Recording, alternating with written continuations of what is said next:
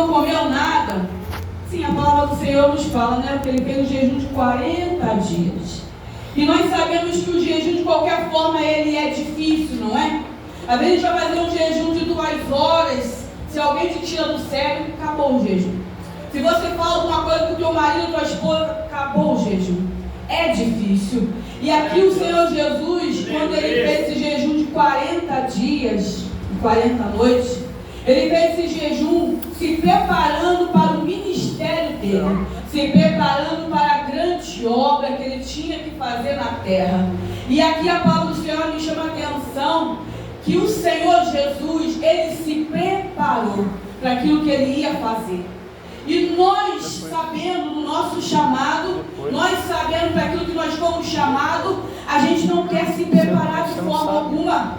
Nós vamos do jeito que estamos. A gente não quer renunciar, a gente não quer abrir mão, a gente não quer levantar pela madrugada, a gente não quer fazer sacrifício. Essa é a verdade. Porque o quanto a gente puder fugir, a gente vai fugir. O quanto a gente puder se esconder, a gente se esconde, não é verdade? Se alguém chega para você e falar, tem um ministério para você tomar conta de uma igreja. Ah, mas eu não quero não. Ah, mas você tem um ministério de pregar o evangelho aos 4 cantos da terra. Ah, eu vou ter que deixar a minha casa, vou ter que deixar de viver. Ah, eu não quero não. A gente, quando puder, a gente vai se esconder. E como é que é a forma de se esconder? Às vezes a gente vem aqui na frente, não discriminando, mas eu falo assim, tem gente que tem um chamado mais profundo, de ter uma intimidade mais profunda com o Senhor. E às vezes a gente vem aqui, lê algo, a gente canta algo e o Senhor fala o que eu mandei e a gente não fala. Entrega o que eu mandei e a gente não entrega. A gente quer se esconder. A gente não quer pagar preço, sendo que a gente foi chamado para uma grande obra. E nessa manhã eu venho despertar a mim e a você para o teu chamado. Eu venho despertar você neste domingo e falo para você, qual é melhor? Você fazer aquilo que o Senhor te chamou, se esconder do chamado. Você fingir que você não entendeu para aquilo que o Senhor te chamou. O Senhor Jesus, ele também se preparou para a grande obra, mesmo ele sendo filho de Deus. Ele não se acomodou. Ele poderia muito bem ter ido e falar, eu vou contando com o meu pai. Eu vou contando com aquilo que o meu pai vai fazer por mim. Não, ele se preparou. Ele se separou. Mas ele não deixou de ser tentado por Satanás. Ele não deixou de ser ali perturbado por Satanás. Porque Satanás, ele é abusado. Você acha que ele se importa com o que você pensa? Você acha que ele tem medo de alguma coisa que vem da parte da sua presença? De você? Não, ele tem o Todo-Poderoso. Ele é abusado, ele é afrontoso e ele vai te perturbar em tudo que você for tentar fazer. Porque ele sabe que tem pessoas, tem cristão, que basta ele soprar, o cristão ele recua. Ah, eu não quero mais. Ah, eu tenho medo. Ah, eu não quero mais entrar lá. Eu não quero mais pregar lá. Eu não quero mais falar desse amor de Jesus. Ele sabe que tem cristão que tem medo dele. Sendo que a palavra do Senhor, ele nos fala que o Senhor é nosso pastor e nada nos faltará. O Senhor Jesus, ele é comigo e ele é contigo. E eu sei que tem cristão que tem uma dificuldade de entender o poder do Deus que nós servimos. Será que a gente não entende que o Deus que você serve, ele tem todo o poder? Ele tem a chave do inferno e da morte. Ele manda tudo, ele pode tudo. Se você se esconder nas profundezas do oceano, lá ele te enxerga. Não tem lugar que você possa se esconder, porque ele tudo vê. Mas tem cristão que teme mais a Satanás do que ao Senhor Jesus. Essa é a verdade. Tem cristão que tem medo do que Satanás vai fazer, mas não tem medo do que o Senhor Jesus vai fazer. Porque só Ele pode dar a vida e tirar a vida.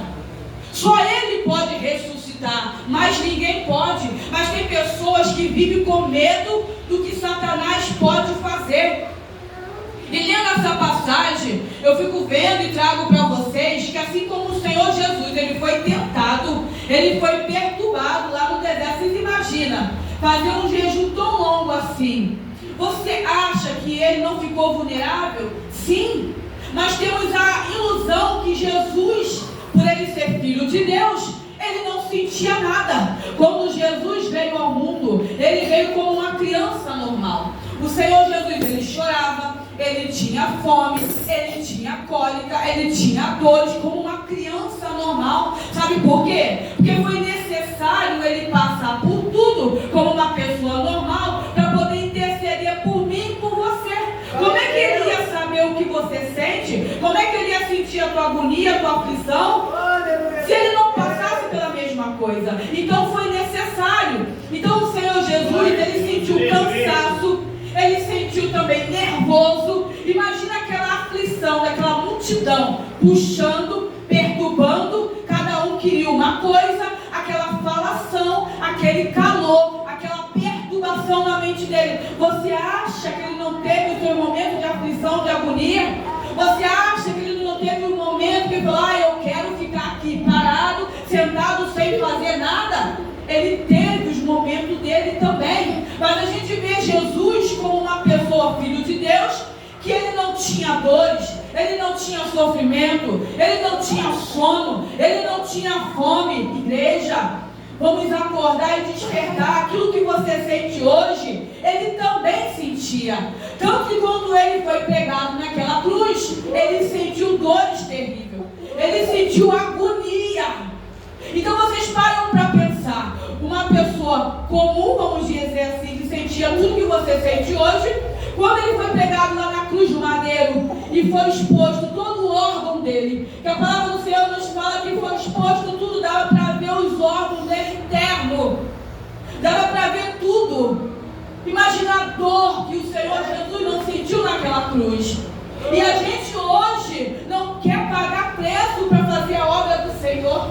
A gente não quer ir pregar o Evangelho. A gente não quer entregar aquilo que o Senhor manda entregar. Ele só manda a gente abrir a boca, que Ele vai encher, que Ele vai fazer, que Ele é contigo. E mesmo assim a gente se acovarda. Ele fala, abre a boca que eu encherei. Você não pode ficar contando com você mesmo. Eu não posso contar comigo mesmo. E sim da dependência do Senhor Jesus. As Escrituras já nos ensinam assim. Então ele sentiu todas as coisas que nós sentimos. Então ele passou todo o sofrimento para hoje entender você. Porque senão, igreja, o que seria de nós diante de Deus? Por Deus já teria executado todo mundo. A vontade de Deus já teria exterminado todo mundo. Porque isso aqui fede as narinas dele. O povo já se corrompeu até o limite. Imagina Deus olhando para a terra. Quanta maldade que o ser humano faz um para com o outro. A falta de amor, de compaixão. E eu não falo de alguém distante. Eu falo até dentro da tua casa. Eu falo de um primo, de uma prima, de uma mãe com o pai, de um filho para com a mãe. Eu falo de coisas próximas. Não tem amor mais. Imagina Deus olhando lá de cima e Jesus está lá intercedendo. Não, Pai, espera mais um pouco. Tem misericórdia. Ah, Jesus, tem piedade. Imagina se fosse no tempo da lei. Imagina, igreja, Deus olhando para mim e para você no dia de hoje, sabendo o teu pensamento, sabendo o que se passa no teu coração. Ele já teria exterminado e acabado com isso tudo, porque o mundo já é mau, o mundo já pertence a Satanás. A gente está aqui pela misericórdia, pela graça dele. Então eu trago para você, não fica mais com o pensamento achando que é muito fácil porque ele era filho de Deus. Não, ele sentia tudo. Ele passou por todas as dores e todo o sofrimento.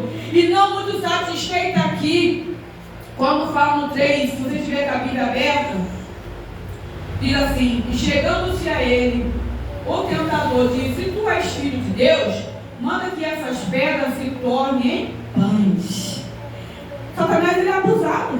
Ele é abusado. Você imagina Jesus fragilizado, jejuando para o ministério dele, se preparando, e ele teve fome. Ele teve fome e Satanás foi até ele e falou com ele de toda a ousadia. E muitas vezes nós, eu e você, por ser filho de Deus, a gente está numa situação, às vezes vulnerável, como Jesus esteve, e muitos chegam para mim e para você